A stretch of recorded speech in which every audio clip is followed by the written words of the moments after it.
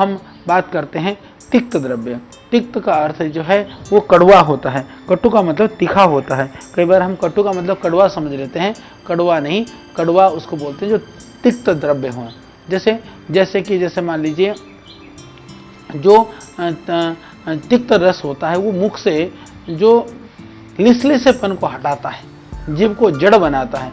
जैसे कि करेला है, नीम है, देखने में तो थोड़ा बुरे रस का लगता है, करेला करते एकदम हमको लगता है ये कड़वा है, परंतु ये स्वाद थोड़ा सा बुरे स्वाद वाले हम इनको मानते हैं, पर इसका जो गुण है ना दूसरे पदार्थों को रुचिकर बनाता है। यानी ये स्वयं तो कड़वा है पर दूसरों को ज़्यादा मीठा बना देता है, ये ऐसा अद्भुत होता है। तो जो तिक्त रस वाले हैं, जो कड़वे रस वाले पदार्थ हैं, ये क्या करते हैं कि ये सारे जहर का शमन करते हैं। जैसे कि पेट के कीड़े हो गए, खाज, दाद, खुजली, रक्त के जितने भी विकार हैं, जितने भी काढ़े होते हैं जो हम विशेष करके रक्तशोधन के लिए देते हैं, ज़्यादातर कड़वे होते हैं। जैसे चिरायता है, काल मेघ है, इस तरह के जो द्रव्य हैं, नीम है जैसे मैंने बताया आपको, ये गिलोय आदि भी थोड़ी कड़वाहट वाले होते हैं, परंतु ये बहुत ही लाभकारी होते हैं, विशेष करके शरीर को डिटॉक्सिक करने के लिए। यानी कि शरीर के अंदर से जो विषैले प्रभाव हैं उन प्रभाव को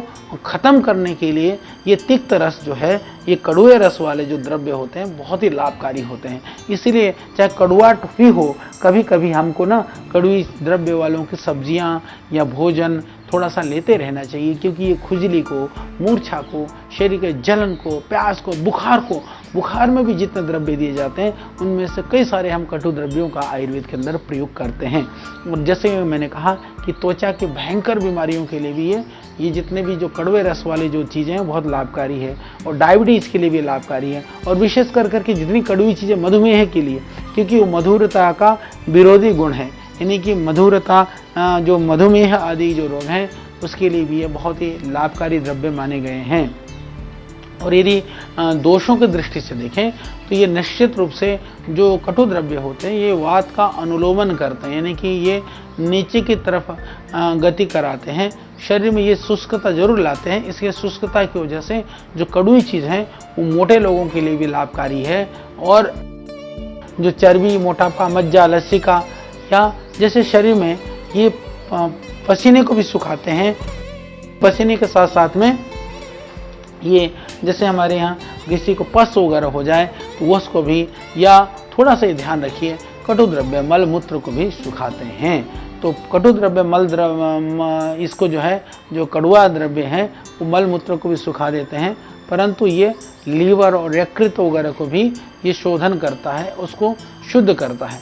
तो शुद्ध करके उसके अंदर जैसे लीवर वगैरह में भी कोई परेशानी हो तो ये जो कड़वी चीज़ है, यदि हम इसको काढ़े को लेते हैं, कड़वी द्रव्य को लेते हैं, तो ये लीवर के लिए लाभकारी है। यानी कि इससे आपका डाइजेशन सिस्टम ठीक होगा, और शरीर के अंदर जो यदि कोई विष या टॉक्सिक है तो डिटॉक्सिक करेगा, बुखार वगैरह है तो ऐसे रोगों को भी वो ठीक करेगा।